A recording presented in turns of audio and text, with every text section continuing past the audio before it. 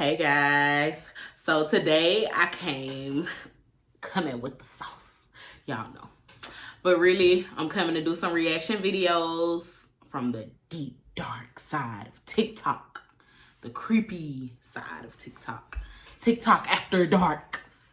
You don't want to watch it when you're at home by yourself, it might scare you. So while I have your attention, go ahead and hit that subscribe button, nuke the like button, and go ahead and tickle that little bell notification for me. And since you're here, you may as well go ahead and spam that comment section. Let me know how this video makes you feel. Let me know what you like. Let me know what you don't like. Let me know what you want to see more of. If you have any questions, feel free to ask. The questions that get the most reactions, I'll feature in upcoming videos. So let's get it popping like hot grease. Get at me.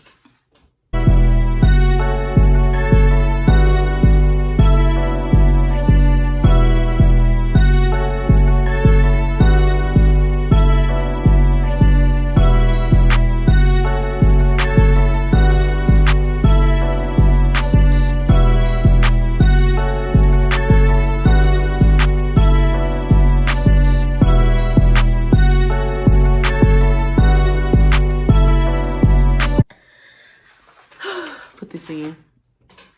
What are you talking about, lady? I see that blood in the ghost. There's a blood in that ghost?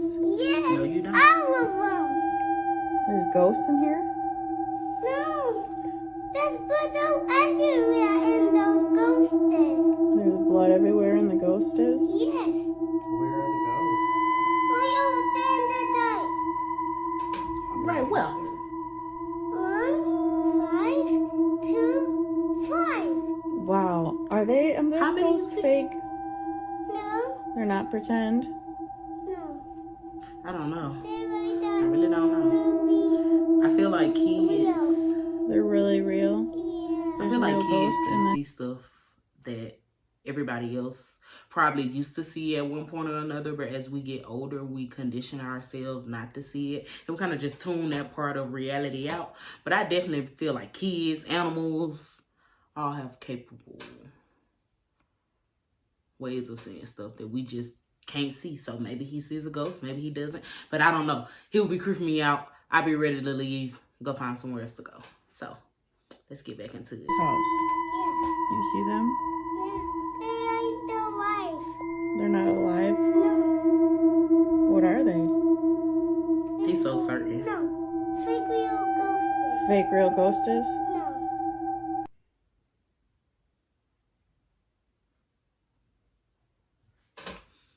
So I wonder if he's just saying like they're fake ghosts because they're not as real as humans, or if he's playing a joke. Because if you're playing a joke, time out for you. Facts that you thought were true, but are actually myths. Part 1. If you swallow gum, it'll take 7 years to digest.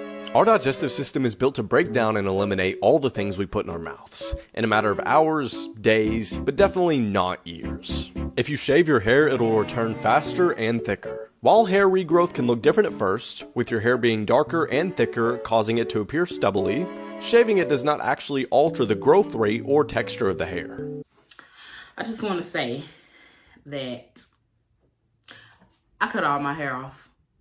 And I grew it back in 2 years, and it is longer and thicker. So I don't know if there is anything to that or isn't, but from my experience, it worked for me. The average person swallows 8 spiders while they're sleeping a year. In 1993, Lisa Hull sent a mass email to demonstrate how gullible internet users were at the time. Luckily for us, this isn't true, but it's one of the most widely circulated pieces of information on the internet. I can follow for part 2. The subway clown. Drew was waiting for the train to arrive alone at the platform. It was then that he realized he had to take a leak in the washroom. He didn't want to miss the train as it was the last one. However, he caved in and went anyway. The washroom was in a horrible condition, but Drew didn't mind. As he washed his hand, he heard a voice coming from the cubicle saying how crappy the subway was. Drew was stunned and asked if the guy was talking to him. The guy said yes, and the two had a little chat. When Drew looked at the cubicle, he saw giant stilettos peeking out, a balloon sticking up. It was as if a clown was in the cubicle. Drew was shocked and decided to bid goodbye and leave. As he was leaving, the clown asked if Drew could pass him a roll of toilet paper. Drew obliged and searched the parallel cubicles for a roll, which he couldn't find. He told the clown there weren't any rolls. The clown asked him to check the storage room. As soon as Drew opened the door to the storage room, a clown leapt at him and attacked Drew. So, the clown in you're the cubicle saying the was a clown hoax, in while the the killer clown cubicle laughed was a maniacally. hoax, Drew was but never the seen one in the again. closet wasn't. The whole story is a nice hoax. I mean, if he was never seen again, and there were the only two people there, who told the story? So you telling me the clown out here just telling everybody about his crimes and his atrocities? Most unusual deaths in human history, part 2. In 1975, a man in England named Alex Mitchell sat down to watch some TV after a long day's work laying down brick. He then tuned in to watch his favorite TV show, The Goodies. The Goodies were a trio of British comedians who had their own TV show from the 70s to the 80s. They were known for their sketches and physical comedy. However, Alex was particularly amused by this episode's sketch, where a kilted Scotsman battles a man wielding a tube filled with sausage. Once Alex started laughing, he found himself unable to quit. Several minutes later, he was still laughing, and when you laugh for 6 minutes straight, your heart rate begins to increase rapidly. 15 minutes passed. As Alex continued to laugh, his heart rate began to increase even more, causing him to rapidly lose oxygen and him to lose control of his sphincter muscles. 20 minutes later, his body became urgently deprived of oxygen, and he had a massive stroke, causing him to die of laughter. This short clip will give you the heebie-jeebies. This scary video shows a paranormal team walking down a creepy hallway. As they near a corner, this pale demon crawls around the bend.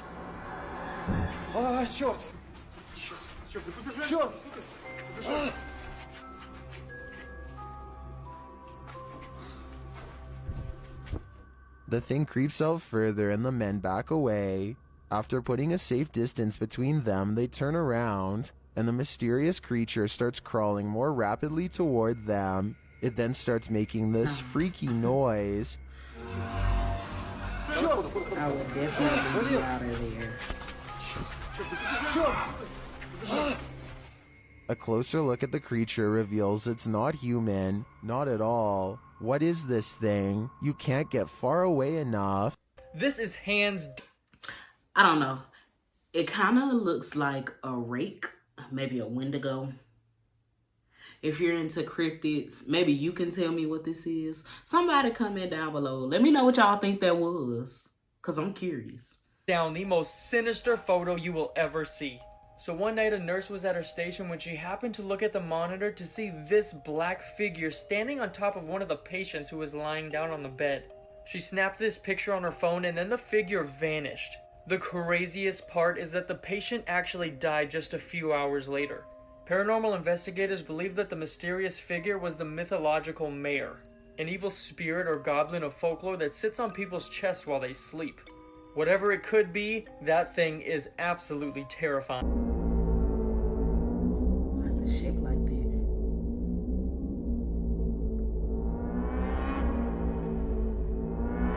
Hold up. Who stuck these videos together like this? Major overstimulation. Okay, let me try to find which one to focus on. I don't know, they all... This will make you never want to go into space. A man named Michael was alone in space with no other humans for thousands of miles. But then he heard static coming from his radio, and Michael had a gut-wrenching feeling. Hello, this is Michael Stanton of the Rising Dawn. Do you read me? Over. A breathless voice then replied, "Thank God. I didn't know how much longer I could survive out here. What's going on? Where are you communicating from?" The voice then said back, "I'm right outside your ship, Stanton. Open the hatch door and let me in." Michael's heart rate quickened.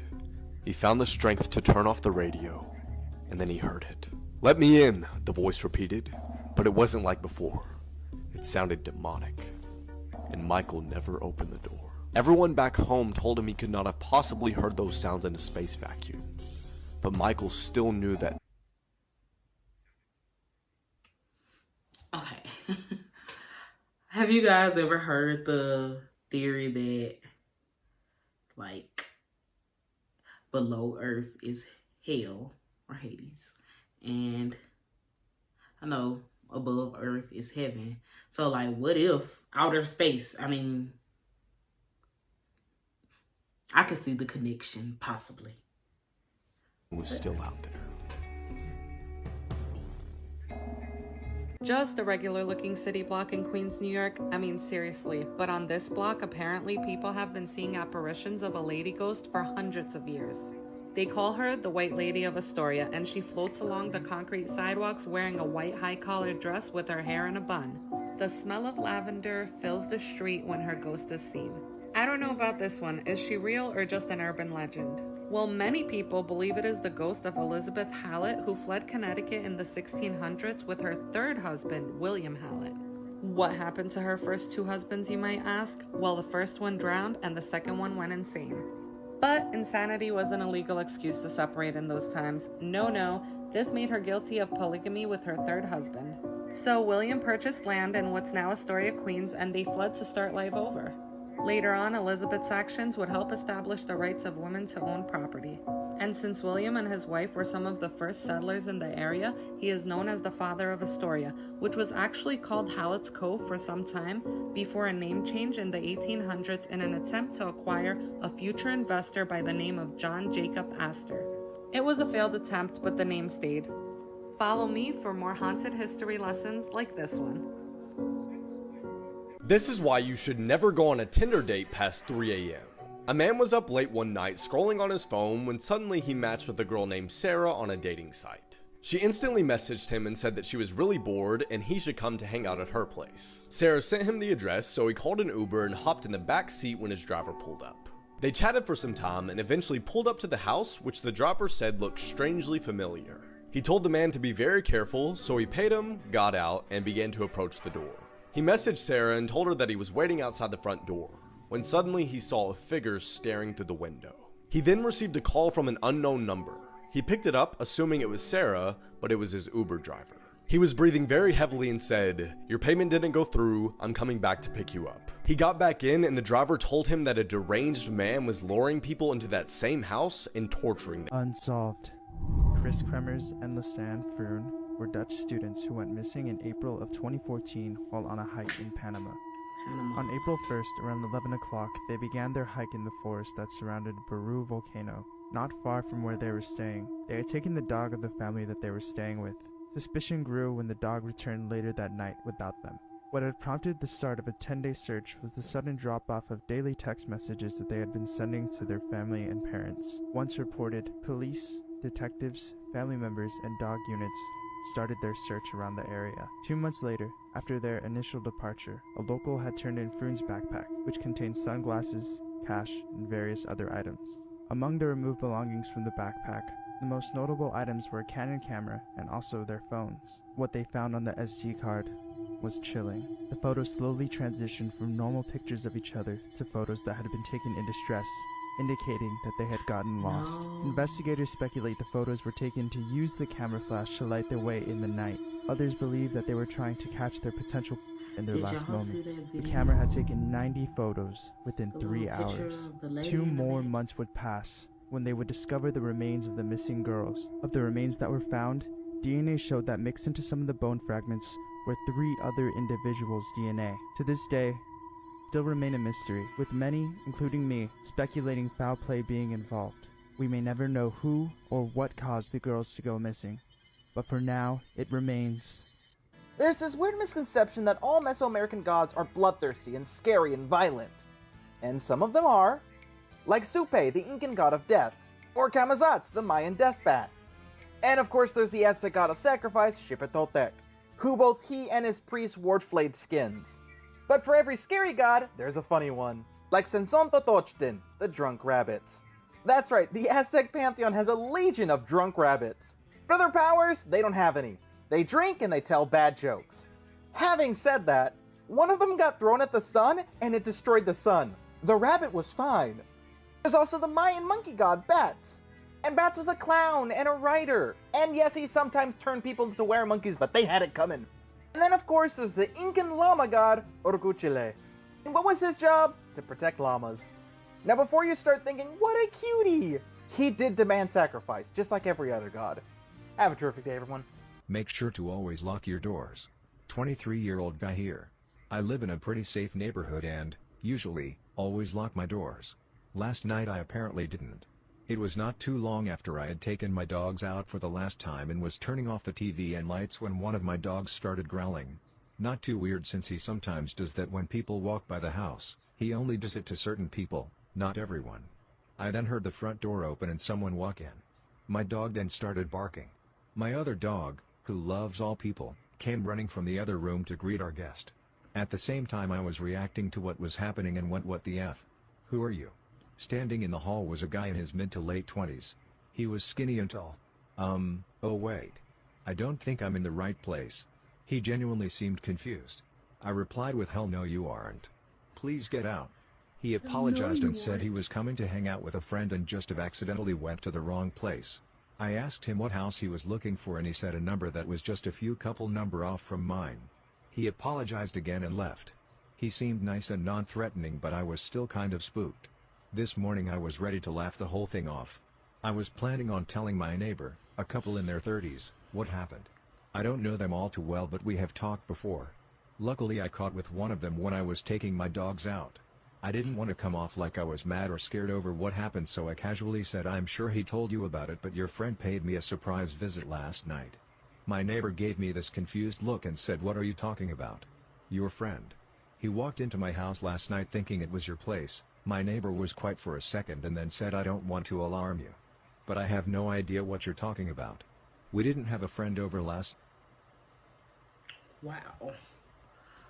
What would you guys do if somebody walked in your house and were like, "My bad, I'm at the wrong house," and then you casually make conversation about it with your neighbor whose house they were actually supposed to be at, and they're like, "No, we didn't have any friends over."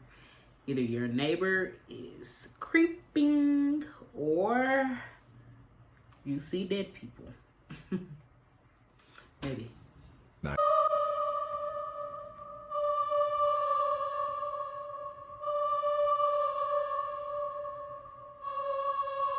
I don't know.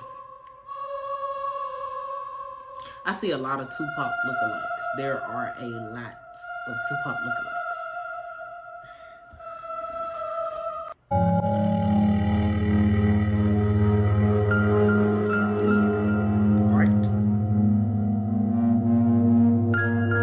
First patient to undergo a procedure Dr. Freeman had perfected only weeks before.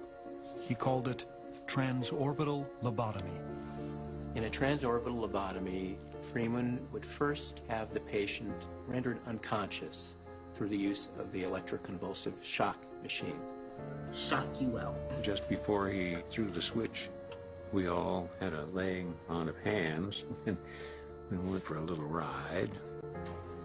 Usually 3 successive convulsions are necessary, but in old people a single one may be sufficient, while in a sturdy young person 4 or even 6 convulsions may be administered without danger.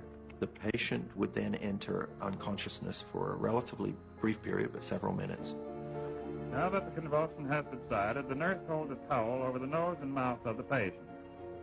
Freeman would peel back each eyelid, insert his ice pick, and with a hammer, cut through the brain, wiggle it about, sever the frontal lobes, withdraw it. And when the patient came to, he or she would be given dark glasses to hide the black eyes they'd been given. Did a lot of shit just to live this here lifestyle.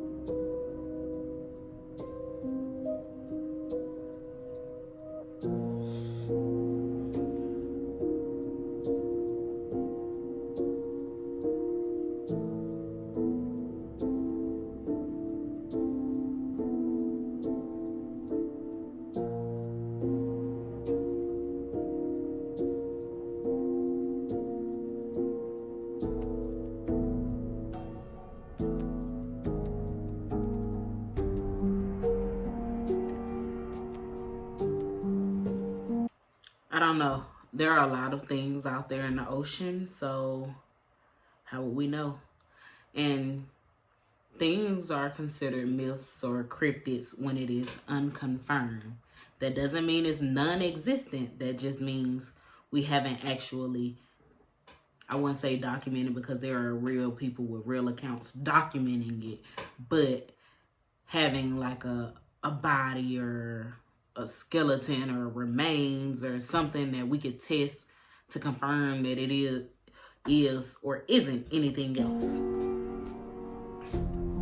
I came across this video on Reddit today, and it was of this man getting caught taking inappropriate pictures of a woman standing at the counter. I'm going to post it in 2 parts because it's a little long, but it's just another reason for women to be careful and vigilant out there, because there are creeps out here doing shit like this. You take a picture of young girls? No. Yes, you are. I'll send you out. Listen, excuse me. Do you know this guy? Do I know who? On the table. No. He just took a picture of your bum. I just recorded it. He just took a picture of your bum. This guy here. He just took a picture of your... just took a photo of my ass, bro. I got it. This guy here, he's got it in. He's got it. That man is not gonna give y'all his phone. I've got it. Send the phone. I fucking do.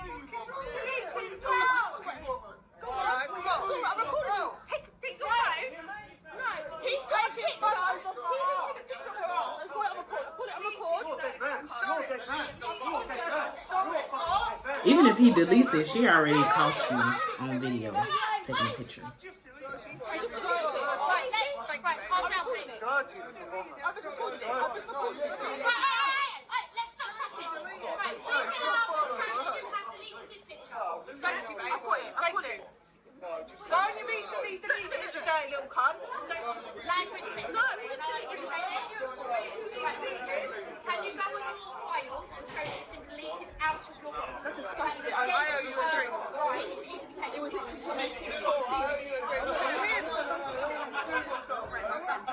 go on your feet. We can do this now. Taking a picture of somebody against their will is not. It's against the law. It's a fucking new law. Calm down, please. Calm down. Calm fucking down. Get another pub now. Right, I am dealing with this. Now stop. Right, you can get out of the pub. I'll fucking go. No, we want to see who your easily deleted, and I would suggest for your own safety. Of course, because these guys I want to recently deleted. Now. Get on your phone. Unlock your phone. Unlock your phone, love. I've got it. I've got it recorded, sorry. Go on pictures. Don't touch it, let him do it for me. Just tell him how to do it for me. Yeah. I've got it anyway. Alright. And then go on albums. And then go on go down. Recently deleted. There we go. There you go. I've just deleted them, I'm sorry. That's it there, look. Sorry, there we go. Let's get this deleted now. We want language in public. I know it's not right, but it's a family-friendly pub. And that. Fucking sicko. Hello, and here's some scary facts that will ruin your day. If you're wearing earplugs listening to music and you hear someone calling you or the door knocking, there is no one calling. It's the ghosts informing you of their presence. The inventors of the Ouija board claim it got its name when they asked it what it should be called. They also asked it what Ouija meant, and it replied, "Good luck." If you're walking and you feel someone behind you, it's a ghost looking at you. The human body can feel the presence of ghosts. If you saw someone unfamiliar in your dream, it could actually be the ghost watching you while you are sleeping. After 10 minutes of watching yourself in a mirror in a dimly lit room, your brain gets bored and distorts your reflection, causing imaginary monsters. Spirits are mostly active at night and mostly exist in cold air-conditioned rooms. They look and stare at you all night, they read your mind and try to speak and show your future in your dreams. Dreaming about being lost usually occurs when you're having a conflict and deciding how to react in a situation in real life. It may also indicate that you were scared of your actions committed in the past. Yep, nope, don't want to see that. Looks like a giant scorpion. Okay. Quetzalcoatlus. A giant knotless.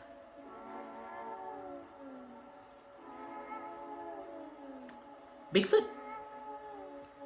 Gigantopithecus. Bigfoot. So you tell me. Bigfoot. Oh, wow. Giant turtle.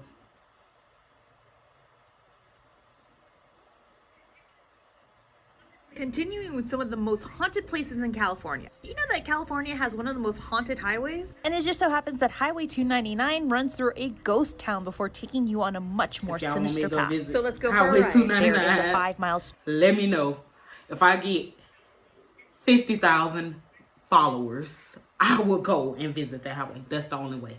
Stretch within 299 that takes you from Old Shasta City to Whiskey Town Lake. And located 6 miles west of Redding, you have Old Shasta City. Old Shasta City was founded in the 1850s and was once a bustling gold rush town. And all that remains are preserved ruins that are teeming with a bunch of ghosts. I mean, makes sense. It's a ghost town lake. But what people don't know is that there is an abandoned town that lurks in the depths of this lake. So when the dam was built decades ago, Whiskey Town was flooded and all the living inhabitants had to be forced to leave. It was rumored that some actually stayed behind. And maybe lurking around in spirit. Okay, I just want to pause this to say, as far as these flooded towns go, we all know what these used to be. When they flood towns, we know. Well, we may not all know, but a lot of us know what is the history behind the flooded towns. When the Tennessee Valley Authority, you can look that up, decided to build all the dams to generate electricity, they needed somewhere for the water that they were damming off to go. So 9 times out of 10, they were flooding out, you know, the towns. And imagine being in one of those towns and not having warning that they're gonna flood it. Like, ain't no way you telling me y'all notified everybody, oh, we're gonna flood this town. Like, was it a slow process? Was it a quick process? You know, look up Lake Lanier in Georgia. So,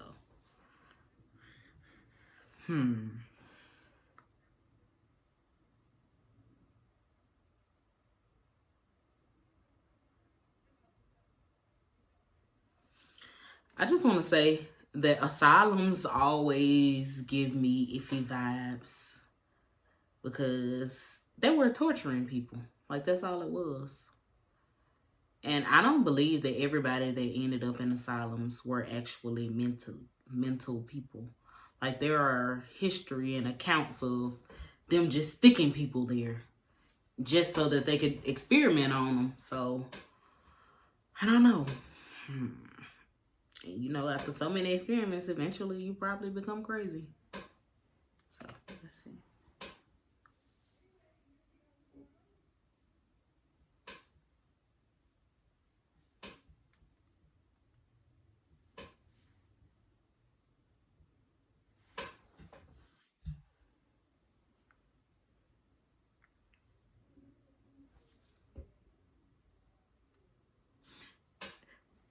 If you're in Pennsylvania and you know about Hudson Lou, or in, let's say, Harristown.